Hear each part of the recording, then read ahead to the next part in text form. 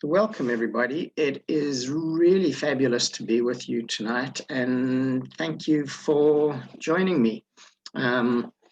Still a few webinars to come before the end of the year, and I'll talk about what else we have coming up a little bit later. But it's fabulous to be with you tonight, so thank you for the opportunity to share with you. So let's drop into our bodies to begin with. So if you're comfortable to close your eyes, please do that. Nobody can see you. And maybe put one hand, both hands on your heart center in the middle of your chest. Wherever you touch in your body draws awareness. So as you're touching your heart, you draw awareness to your heart. So take a breath in, and as you breathe in, just have the awareness that you're breathing into your heart center. And as you breathe out, you're breathing out from your heart center.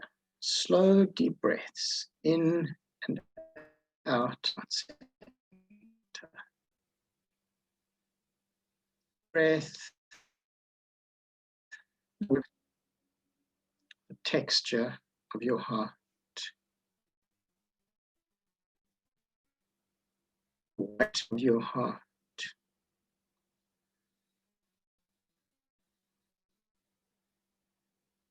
The shape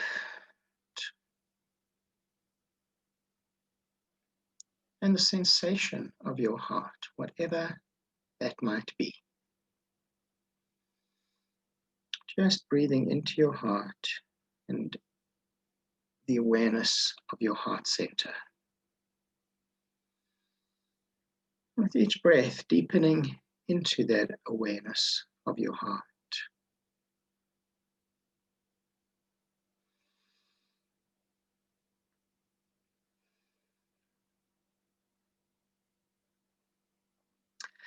Now let your other hand move to your genitals, to your sexual center.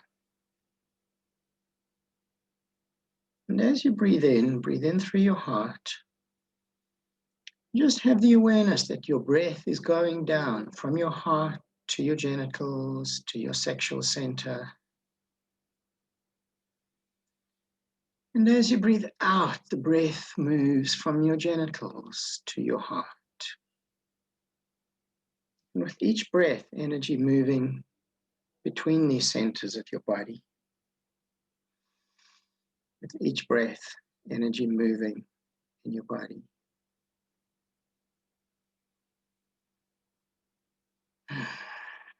Moving from your sex to your heart. From your heart to your sexual center. With each breath dropping deeper into your body, into the awareness of your body.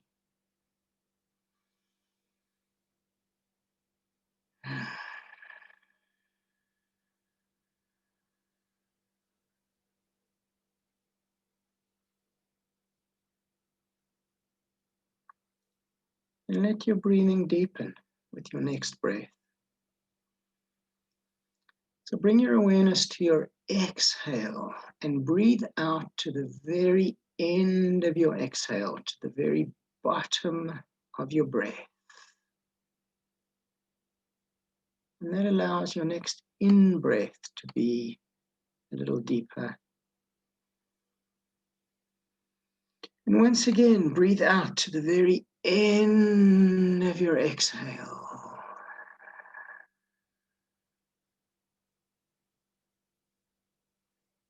And one more, slow, deep breath in.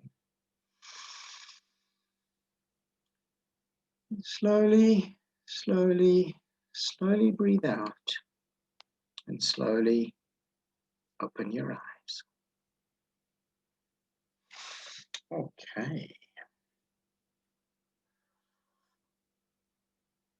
How's everybody feeling right now? More in your body, more centered, a little bit calmer, a little bit more peaceful,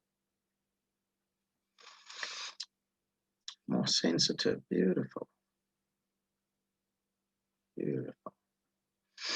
Okay, so let's start with this, because we are talking about, or what I wrote was that we're going to talk about the being erotically present, what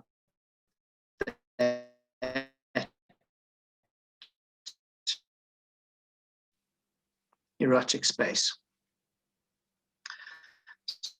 So let's start is that we work and we live in terms of patterns. And an easy way to understand that is every time you brush your teeth in the same way. You bath or shower, you wash in the same way, you eat in the same way. Sexually and in relationship and in life, we do exactly the same thing. Everything that we do comes from a pattern.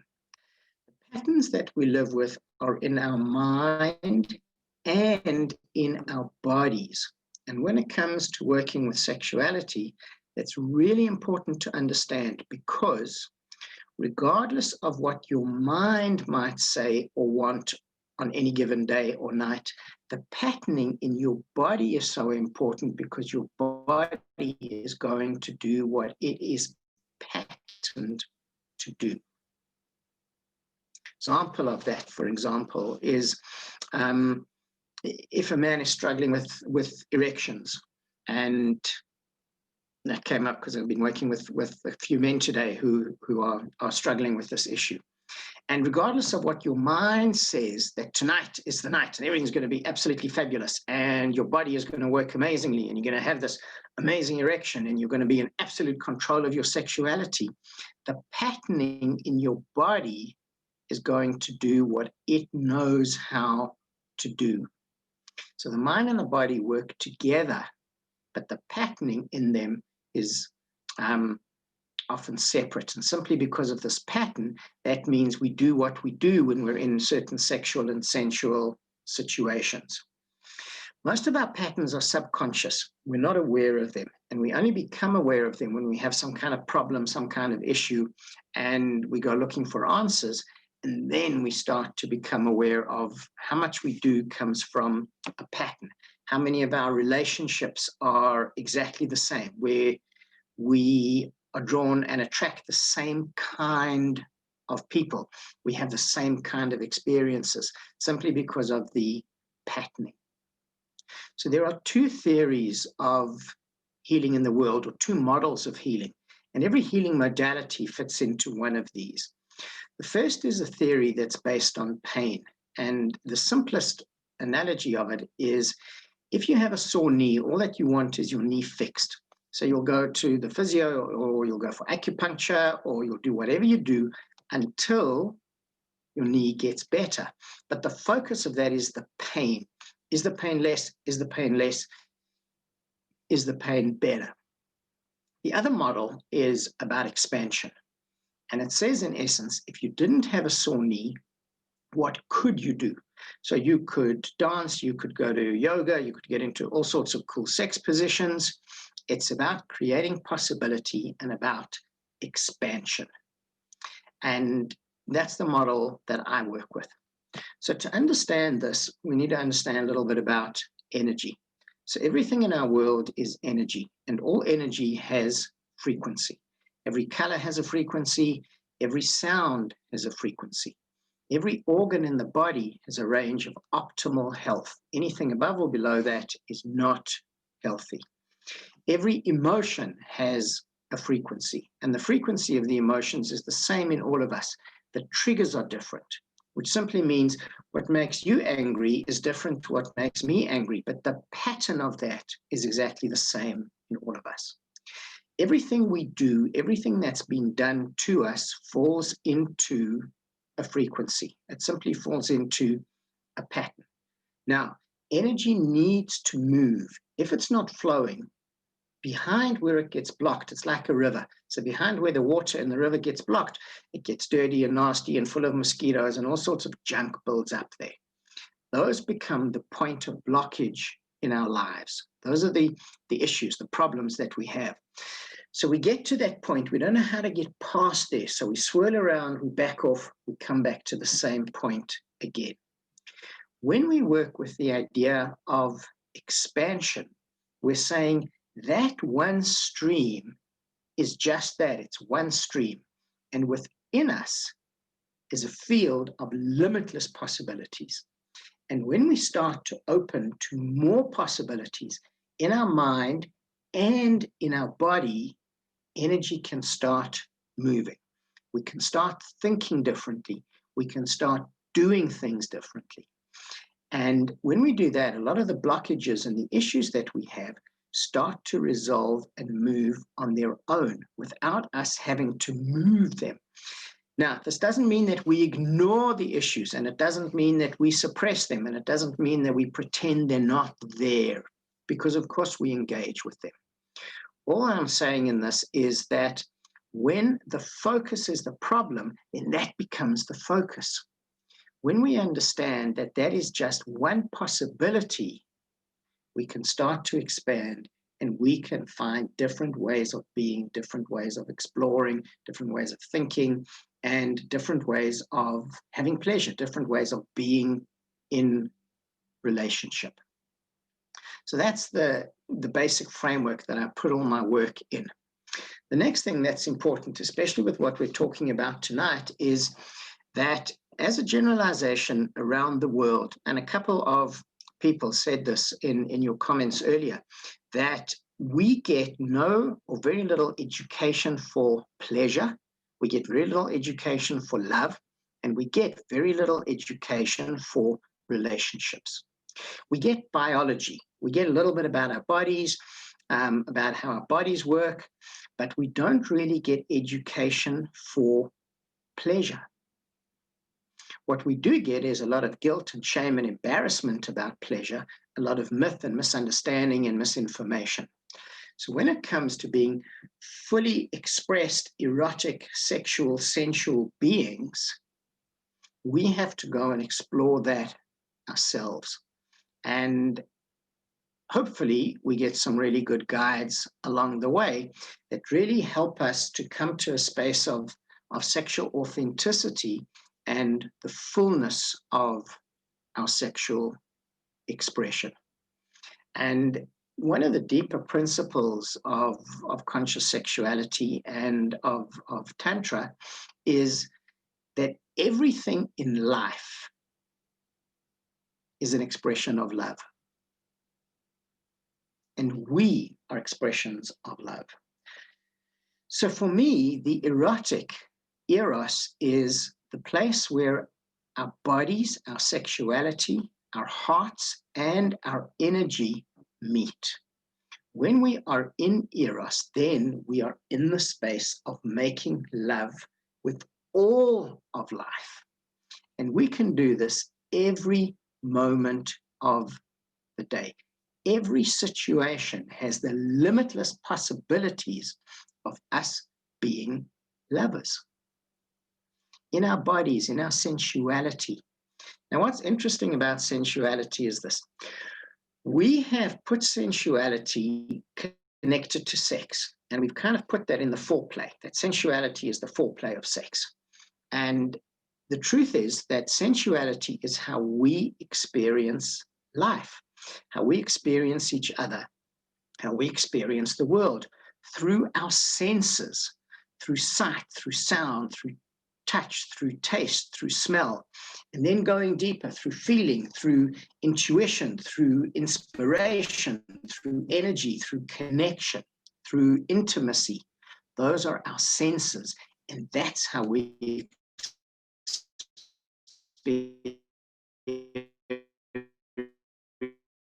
experience tea that I'm drinking. When we can be more sensually present, we are more erotic present. When we are more sensually present, we are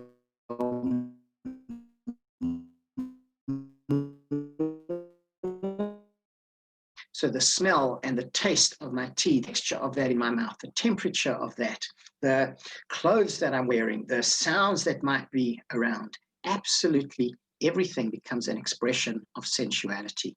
And when we are more present in that, we naturally become more sensual and more erotic. We become more aware of these. And in presence, we feel more. The experience that we have is much deeper, it's more intense. And years ago, I wrote a piece that I kind of picked an arbitrary number that popped into my head, saying that most of us experience about 30% of the pleasure that we are capable of experiencing. And over time, I've come to see that there's a lot to that. Whether it's 30%, whether it's 40%, doesn't make a real difference.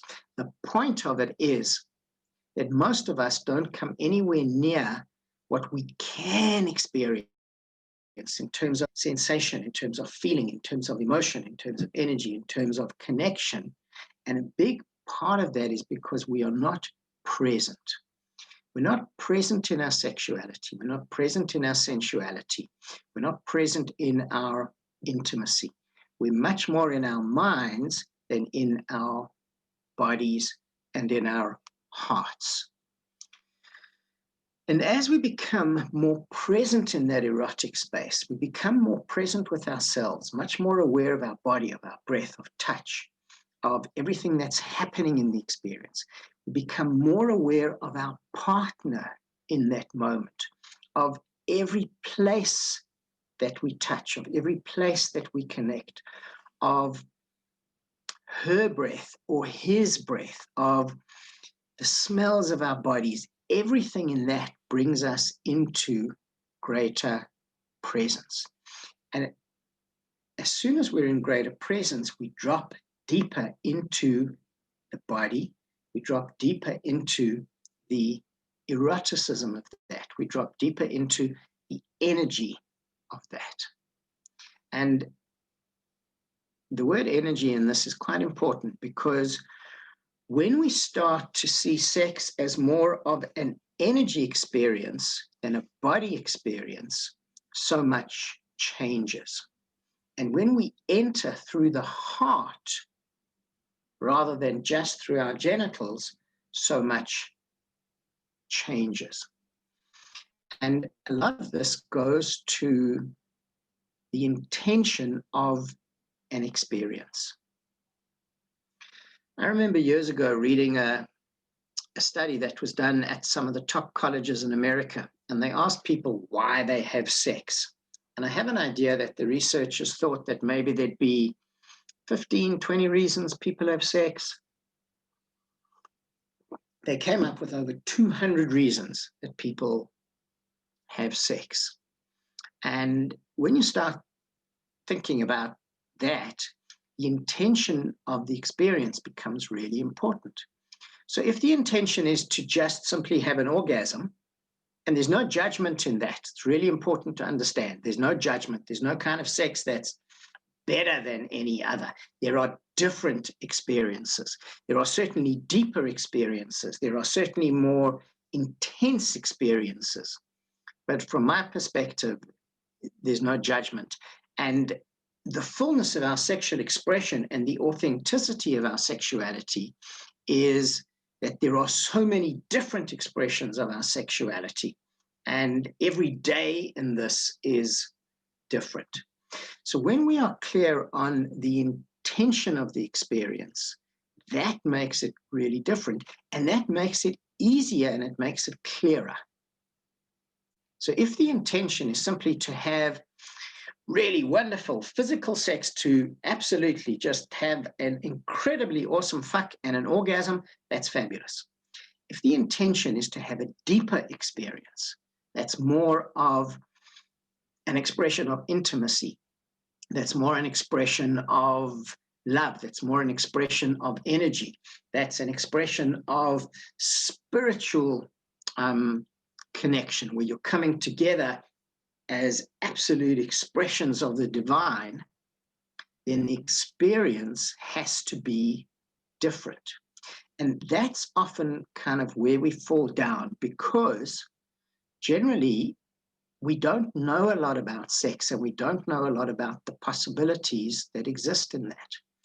So we go back to starting with the idea, the intention that this is going to be a deeper experience. And we might approach that differently. So we'll create a sacred space for this to happen in. We'll come into the space and do something like a heart salutation, a greeting of each other. We'll do some breathing together. We'll move energy in our bodies. And then we go back into the sex. So here's something really interesting. To deepen the experience and to deepen the erotic experience, stop having sex. Of course, there's a proviso to this, and we'll come back and talk about it. Stop having sex and stop having orgasms. When we focus on orgasm, as so many of our sexual experiences do,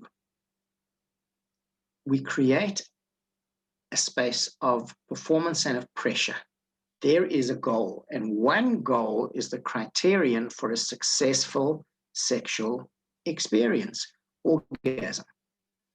Now, orgasms are fabulous. Nothing wrong with orgasm, and you can have so many different kinds of orgasms, and I love teaching about orgasms and helping with different kinds of orgasms, and a lot of my work is about that, and that is fabulous. But if orgasm is all that there is, it becomes a trap, because it takes us out of being present. It takes us out of feeling whatever we have to do to get to that point, to that goal. And when we focus on a goal, we tend to forget about or discard everything that we don't think is part of that goal.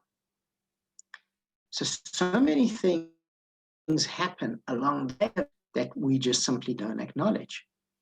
And so many of the feelings and the sensations that we experience in that, we touch the surface of because we focus on what we have to do to get there. So we focus on finishing the tea rather than enjoying and relishing and savoring every sip of the tea. So when we stop having sex, we can actually do something quite interesting. We can start to become sex. And when we stop having orgasms, we can start to become orgasmic. And in that shift, what we do and the way that we do it changes. So what becomes interesting in that is it doesn't mean that penetration is not a part of that experience, but it's not something that we seek. It's not something that we make happen. It's not something that we do as in terms of having sex. It's allowing a flow in an experience. And if that's a part of the experience, it happens as a natural flow. And if orgasm happens, it happens as a natural flow out of presence. It's not something that we are chasing. It's not something that we are trying to make happen. It's not that I have to make you come and give you the biggest orgasm of your life. It allows us to be in a very different state of being. And the interesting thing about having sex and being sex is, one of the elements of this is, as soon as we are inside someone as men, immediately we want to start moving. That's what we do. When we become sex, when that happens, when we're inside someone, when our lover opens her body to us, when she invites us in, when she draws us in, be still in that space. Don't move. Breathe and feel. And immediately something else starts to emerge.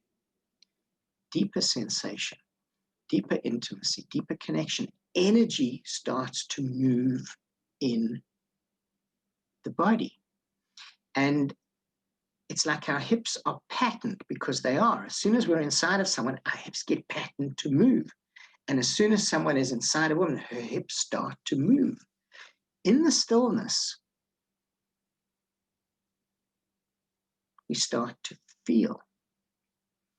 And then from that connection, from that really deep, intimate connection, which is the connection of Eros, because it's the connection of our hearts and our bodies, energy in the body starts to move. And when we do move, we move differently, because that goal isn't there. And our bodies can be in a very, very different space. And we can be absolutely present and engaged in this. And that's so interesting. You know, over the last couple of weeks, I've taught a lot of workshops. I taught a whole week of workshops in Cape Town. I was on a tantric retreat. I have taught a couple of events since I've been back in Johannesburg, and next week we're doing a whole mini retreat of workshops. And what's so interesting in this is watching the level of engagement and presence of people in this.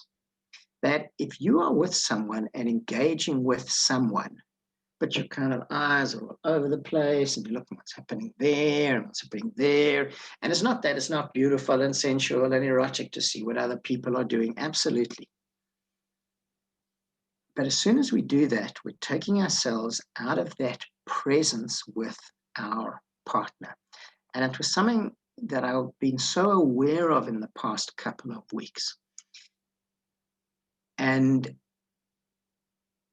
over years of being in erotic spaces, sensual spaces, sexual spaces, just seeing how present we can be, that the world in that moment is your body and my body, and your eyes and my eyes, and our breath. And whatever it is that we're doing in that, and the presence of that makes us the world, and it makes our connection the world. And everything in that is so heightened, is so deepened, is so intensified, that we really start to understand what pleasure, what ecstasy, and what bliss are in the deepest, most beautiful, most subtle expressions. And they become such different experiences. There's a beautiful tantric phrase. What you seek is seeking you. And when we put that in the context of pleasure, we put that in the context of intimacy, in the context of eroticism, it really brings us to an understanding of the intention that we bring, because that's what's coming back to us. That's what's opening to us in the universe. And if our intention is presence, if our intention is intimacy, if our intention is love, if our intention is that this act of pleasure, whatever it might be, is devotion and worship, that's the energy that we are inviting to meet us. And we are met in this by our lovers, and we are met in this by life. And going deeper into that, the deeper parts of us are revealed, and the deeper parts of us are met in those moments. But to have these experiences, we need to change the patterns. Otherwise, we end up doing exactly the same thing. So I said that there's no judgment on any of the experiences, and there are not, because fullness of our expression of our sexuality is that there are so many different aspects of our sexuality and sensuality to be expressed. It's like we eat different foods every day. And in our sexuality is exactly the same. So every day is different. But the more present we are, regardless of what the experience is, the deeper it's going to be, simply because we are present in that.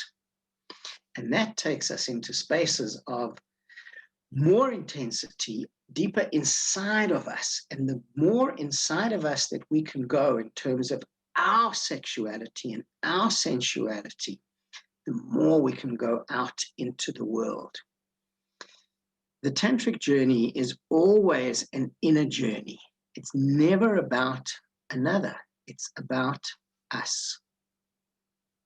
The erotic journey is exactly the same. It's about us, our eroticism.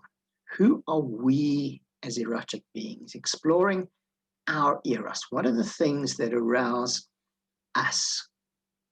What are the things that draw us? Not the conditioning, not the patterning, not the beliefs, not the porn model of sex that our world works on, but what really draws us. And as we start exploring these, we have to go beyond the conditioning, the patterning, the judgments of society, of what we've been told is good and bad and right and wrong, and good girls do this and good girls don't do that. And we live in a world of the most incredible hypocrisy about female sexuality, because female sexuality is everywhere and it's used for everything in the world. But as a woman, if you go out and express the fullness of your sexuality, then you're labeled a slut. If I go out and have lots of sex, I'm a stud and a hero, and you're not. So there's deep conditioning and deep patterning around this for women to own the fullness of their sexuality and to find spaces and experiences and communities where it is not only safe and okay to express that, but it's celebrated. And that is much more of the inner journey of really owning the power within you as a woman and within all of us. And, you know, as I'm saying this, and there's certainly truth in it, but it makes me aware, and I've never really kind of thought of it before, of how much men face exactly the same thing in a different way. Because for most men, their sexuality is so cock-driven, it's so orgasm-driven. And for men, the challenge is going into their hearts, into the intimacy, into the softness of that. So as men and women in this world, we each have these paths to walk. And for a woman to come to the fullness of her sexual power and her sexual fire, and for men to go into their hearts, and that's the place that we'll meet more and more, because in that heart-centered sexuality, it's a much deeper expression of eroticism. And when I say don't have sex, there's something really interesting. In a space of deep erotic energy and a space of deep erotic arousal, which is a heart space, as soon as we start having sex, we go into a pattern. So what would happen in that space if we didn't have sex? What would happen in that space if we stayed in that energy, if we stayed holding each other, and if we stayed breathing? And maybe I would be inside of you, but maybe I'm not going to move and you're not going to move. And maybe we're going to do this very differently. And we open doors to very different experiences. From a healing point of view, this becomes quite interesting. for a long time, I have written and spoken about and worked with the path of pleasure as a path of healing. So what this means is having pleasure experiences, having massage and touch experiences that are about building sexual energy in your body. Sometimes they're about high orgasmic states. Sometimes it's just about building the energy to make it available for the body to use in so many different experiences that I offer and teach. And maybe this is the path of kind of the ultimate possibility in a way, because when we do this and when we work in this way, so many of the issues and problems that people have resolve, and they resolve quickly, and the patterns change quickly. The more that we focus on the problem, the more we focus on the issue, the more we want to unpack it. We want to know where it comes from. We want to know why it's there, and we want to label it, and we want to analyze it, and we want to pull it to pieces again and again and again. And we just get stuck in the issue, in the story, in the past. The more that we are filling our body with pleasure energy, the more we're opening to the possibility of change and healing in that without us having to do anything else. And, you know, from my perspective as a healer, as a facilitator, as a therapist, as a teacher, it becomes so interesting because we want to work with the issues. And there's this other path. So it becomes this very interesting dance between these, because our mind is really important in this. We can't ignore the mind and we can't ignore the body. We need them both. But it's about energy, because when we are in greater pleasure, not only sexual pleasure, but the pleasure of life, when we are in a greater and a deeper space of sensuality, of eroticism, with the world, with our food, with what we're drinking, with music, with sounds, with people, with everything in that, we're in a different frequency. So when you are having pleasure, think about how you feel. Your body is lighter. Things flow more. There are less obstacles. You find parking places easier.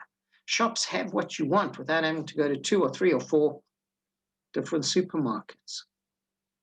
And when you're irritable and when you're grumpy, everything becomes difficult. And there's more traffic. And everything just gets blocked. The more we're in that energy, the more life flows. That does not mean that we don't experience the fullness of life. It doesn't mean we don't get angry. It doesn't mean we don't get irritable, because we do, because that's human. And it's important to be the fullness of being human. And I was really today looking at some of my personal triggers in a couple of situations. And that's human. What we do with it and how we handle them, that becomes very different. Because in that space, we're more aware, we have more resources available to us. So we can see more possibilities, we can move more energy, we can change things in different ways. So it becomes all about sex, and at the same time, it has nothing to do with sex. And that's really the fullness of who we are. And everybody that I work with at some point makes that comment, which is so beautiful, because that's when so much lands, that so much of it is about sex. But what happens in our sexuality, in our pleasure, in our sensuality, we can take into every part of life and understand how many other aspects of ourselves play out in our sexuality and in our relationships. And that's this beautiful dance, that every part of us is a part of the whole of who we are. The energy of our sexuality is simply so powerful that it has so many creative possibilities. It has so many health possibilities. When we connect that with our hearts, when we connect that with our higher spiritual centers, and the erotic is an expression of the divine, of the dance of Shiva and Shakti in this constant erotic, sensual dance of pleasure, so much in that changes. And in so much of that, we find the fullness of our humanness.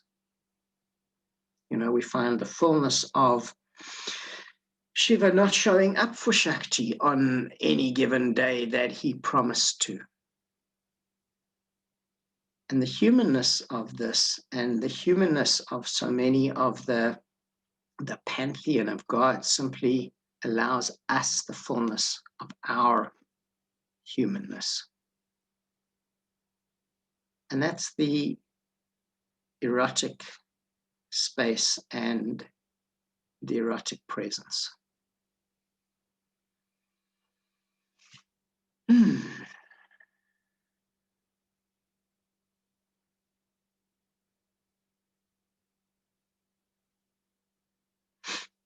I think that's what I have to say about that.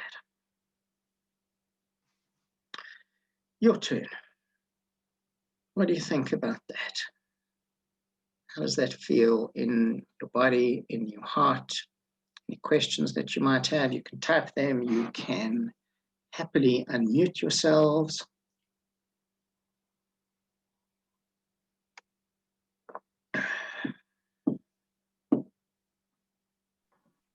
Well, thank you very much. It's really nice to hear what you have to say. I think for me, it makes me realize that, you know, a lot of the focus is on the orgasm, especially for men, I feel like, which in my life, I've sort of turned to having sex with women because I feel like I get more of that sort of sensitivity and connection in that way. But recently, I've been interested in sleeping with men again, but then all this fear comes up and all this sort of trauma, you know, so I guess what would you say to me in order to sort of work those issues out? And I think trust is the biggest issue I have when it comes to sex with men. Okay. So firstly, that's in a pattern, you know, as we've spoken about. So the pattern of the past is coming up now, and some of that patterning is in your body, some of it's in your mind. So the feeling to change something like that is firstly getting more into your body and your sensuality and allowing that to start moving and shifting. It's also then creating a very conscious and different relationship with your heart and with your yoni. So the tissues of the yoni hold an enormous amount of these past patterns. And starting to release that becomes important. The same thing happens for men, by the way, in the perineum, crease, and anally. So men hold on to just as much stuff as women do, but in a slightly different way.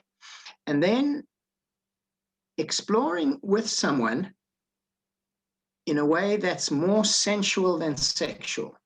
So to create experiences that are really about some very gentle touch in a very clear, in a very boundaried way that says, this is what we are going to do. So we are going to spend a couple of minutes breathing with each other. And I'm just giving you an example of this. And then we're going to lie down, and for 10 minutes or 15 minutes, we're going to really gently and softly stroke each other's bodies, and then we're going to stop. And when you do that, you create firstly safety because you're creating the boundaries of an experience. There's no pressure. It's not going anywhere beyond that. So as soon as there's no pressure, immediately you can, I can take a breath because I can relax because I know exactly what this involves. And when you do that and your body has a different experience, it starts to expand. And then maybe you're ready for the next step. So you don't have to go from nothing to sex in 5 minutes. You can dip your toe into the water, and then you can go in up to your knees, and then you can go in up to your thighs, and slowly, slowly deepen the experience. And that also allows you to spend time with someone in a way that's not only sexual, but in a way that's sensual, that's erotic, that's a heart space, that says, yes, I'm happy to go deeper with you, or no, I'm not. And in that, you create that for yourself. Quite a lot of the work that I do is guiding you through processes to help you get more in your body, to help release some of these things. So if you would ever like to have a conversation around that, we can. But think about just creating experiences that are about you. What is it that you want? And often, food is a really big part of my life. I love to eat, I love to cook, I love to learn about food. And there's an analogy that I use quite often. If you walk into a restaurant and you say, I'm hungry, feed me, you've got no idea what's coming out of the kitchen. But if you walk into a restaurant and you say, so I'd like a piece of steak, and this is the cut of meat I want, and this is how I want it cooked, and this is what I would like with it, you have a much greater chance of that happening. So when you create an experience that says, maybe for a few minutes, all that we're going to do is touch each other's hands. And then we're going to stop and we're going to talk about how that feels. And maybe the next step is going to be a foot massage or a face massage. And when you do this, you're creating something in your body that's allowing that expansion. Now, why this is so important in healing and why it's so important to do this slowly is this. The way that our nervous systems work is that our nervous system and a really big part of our mind is concerned with safety and survival. Safety and survival is keeping us getting through the day, through life. A big part of that is keeping us doing what we know simply because we know it. So when we want to change something, our mind says, of course you can change, and it's laughing all the way to the bank because it's not going to allow you to change too much. When we do this slowly, it allows the contraction that's been inside of us for so long to relax a little bit. And then it can relax a little bit more and a little bit more. But when we go from 0 to 100 in 5 seconds, everything tightens up even more to protect us. That's our natural defense. So when you go slowly and you create these experiences that allow you to deepen into that, your nervous system opens. When that happens, it starts to release those patterns, those blockages. It allows energy to flow. And then you can go a little bit deeper, a little bit deeper. And I've been doing this work for over 25 years of working in the healing fields. And in the last 20 years, working with sexuality. And going slowly becomes so important, especially when it comes to sex, because it's the part of life that generally holds the most judgment for us, and often it holds the most pain. So in releasing that slowly, we allow our bodies to expand, we allow our nervous system to expand, we allow energy to move, and then we can have the experiences ultimately that we would like. And then finding conscious people is really important, through tantric websites, through tantric and conscious sexuality gatherings, and slowly expanding in that. I hope that's helpful, Emily. Yes, thank you very much. I appreciate it.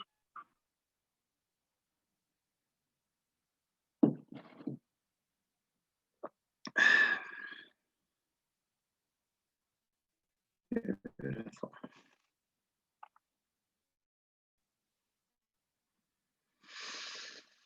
What else from anyone? I feel I have a lot of work to do because I experience a lot of feelings of rejection appear with men. So I've never really been open to love connection with certain experiences. And a lot of that, Lyndall, is about you. And the more that we do this work with ourselves, the more we can share it in the world.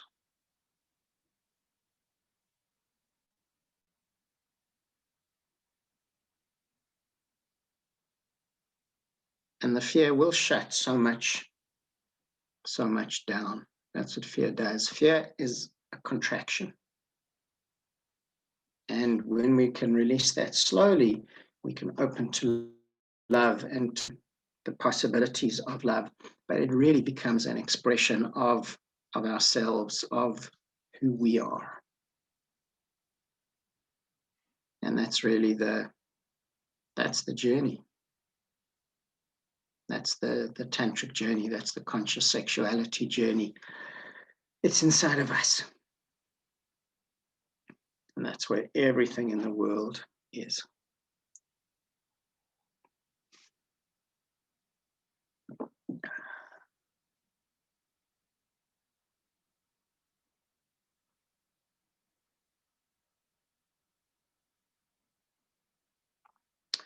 Okay.